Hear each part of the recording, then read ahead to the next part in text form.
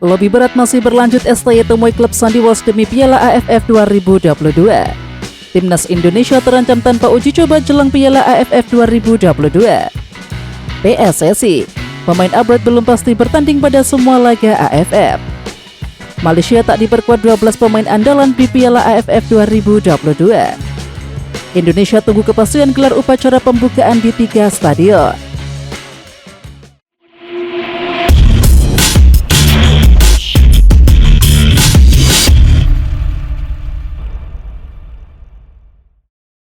PSSI mulai melirik kerjasama dengan Federasi Sepak Bola Belanda atau KNVB untuk pembinaan pemain muda seperti Garuda Select dengan konsep yang lebih baru.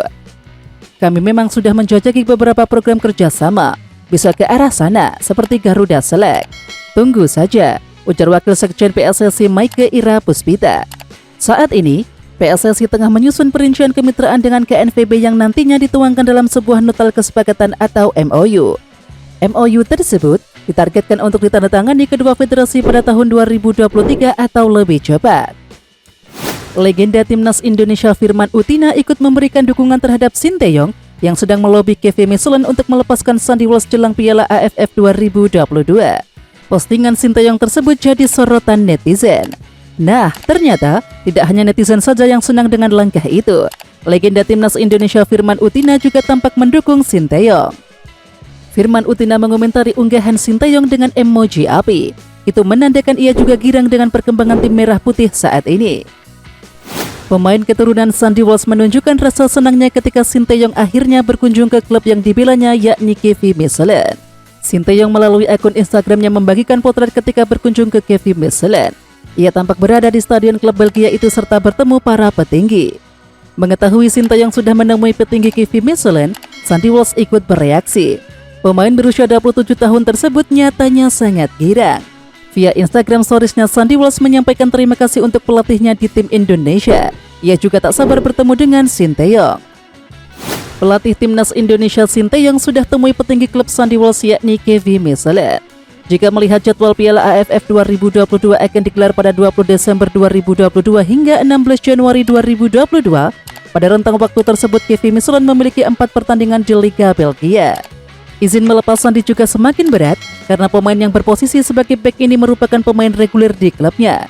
Bahkan pemain kelahiran Belgia ini selalu turun dari starting 11 bersama timnya tersebut. Diskusi Sinteyong yang terbang ke Inggris untuk membujuk Gillingham FC melepaskan Elkan Bagot disorot oleh media Inggris. Mereka menyebutkan bahwa Gillingham FC tidak wajib melepaskan bek berpostur 1,94 meter itu ke skuad Garuda.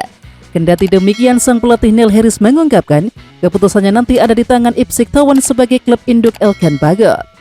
Gillingham FC sendiri memang membutuhkan Elkan Bagot. Ia tampil reguler di bawah asuhan Neil Harris. Timnas Indonesia terancam tidak menggelar laga uji coba selama pemusatan latihan atau TC di Bali sebagai persiapan menuju Piala AFF 2022. Nasib Liga 1 2022-2023 jadi penyebabnya. Sementara itu, Direktur Teknik PSSI Indra Safri sedang merancang jadwal uji coba untuk tim asuhan Sinteyong sebagai bagian persiapan menatap Piala AFF 2022. Timnas Indonesia direncanakan bakal menjajal kekuatan dengan menghadapi tim-tim Liga 1. Namun, hal itu bisa terancam gagal andai kompetisi segera berlanjut. Kalau memang bubble di Yogyakarta dan Jawa Tengah, kan susah tuh untuk uji coba, sambung Indra Safri. Direktur Teknik PSSI Indra Safri mengatakan para pemain tim nasional Indonesia yang berkarir di luar negeri belum pasti dapat bertanding di semua laga Piala AFF 2022. Meskipun klub mereka memberikan izin untuk berpartisipasi di turnamen tersebut. Pria asal Sumatera Barat itu melanjutkan, karena Piala AFF bukanlah turnamen FIFA, PSSI harus mengakomodasi kepentingan klub-klub luar negeri tersebut dan secara bersamaan memperhatikan pula kepentingan tim nasional. Menurut Indra Safri, baru Witan Sulaiman yang memastikan berpartisipasi dalam TC. Dendi bersyukur dipercaya menjadi salah satu senjata lini depan Timnas Indonesia oleh Sinteyong untuk Piala AFF 2022. Untuk target diri sendiri, bila dipercaya di AFF pasti ingin memberikan yang terbaik untuk Indonesia. Selalu bekerja keras di setiap kesempatan bermain yang diberikan pelatih kepada saya. Tentu saya menginginkan menit bermain itu, lanjut sang striker. Di samping itu, Dendi bermain 2 kali melawan Curaçao. Pada pertemuan kedua, Dendi sendiri sukses menjadi pahlawan kemenangan 2-1 skuad merah putih lewat gol yang diciptakannya. Pemain serba bisa asal PSM Makassar Yaakob Sayuri bertekad untuk memberikan yang terbaik untuk timnas Indonesia pada Piala AFF 2022. Kalau target, terpenting saya bisa tunjukkan yang terbaik dulu, tegasnya. Untuk hasil tidak terlepas dari kerja keras di lapangan bersama rekan-rekan setim. Pastinya juara di Piala AFF. Lanjutnya, di timnas Indonesia, Yasa didorong bermain lebih bertahan. Hal ini sangat berbeda dari perannya di PSM yang cenderung menyerang. PSSI mengincar satu tempat di Komite Eksekutif AFC sebagai perwakilan dari Federasi Sepak Bola ASEAN. Salah satu sosok dari PSSI yang berpotensi mengisi kursi di Exco AFC adalah Meike sendiri. Sebab Meike saat ini berstatus sebagai Wakil Presiden AFF periode 2022-2026.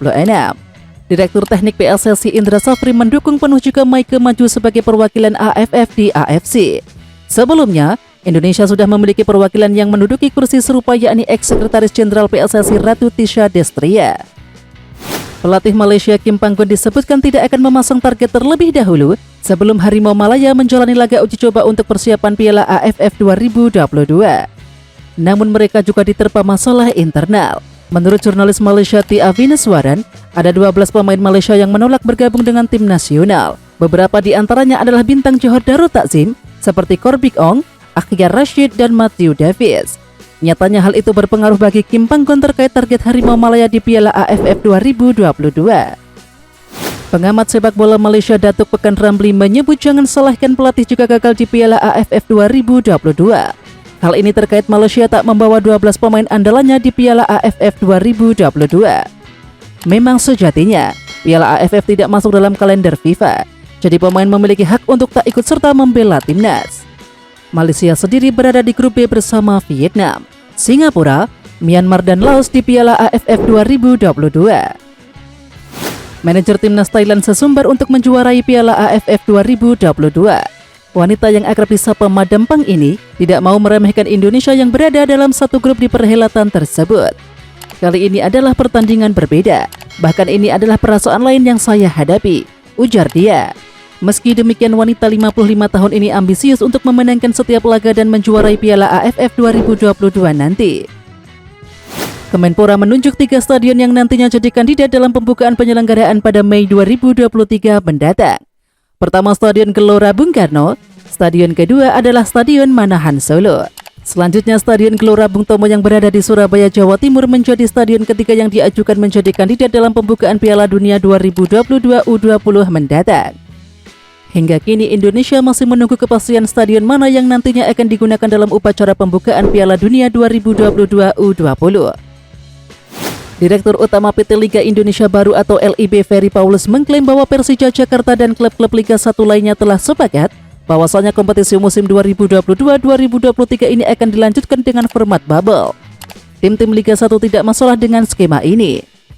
Meski begitu, semua keputusan baru bisa disosialisasikan setelah digelarnya rapat koordinasi dengan kementerian terkait yang dijadwalkan pada 28 November mendatang. Tim-tim Liga 1 sepakat semuanya. Bahkan ada beberapa klub yang kita minta 5 personil. Ada 6 personil yang hadir, itu tanda mereka antusias. Pungkasnya. Oke Timnas Lovers, siapa kita? Kita Indonesia. Ayo kita dukung terus sepak bola tanah air Indonesia. Jangan lupa dukung terus Garuda Raya Channel dengan subscribe, like, dan komen karena saran dan kritik kalian sangat bermanfaat untuk perkembangan channel ini. Tungguin video selanjutnya dari Garuda Raya Channel. Salam olahraga.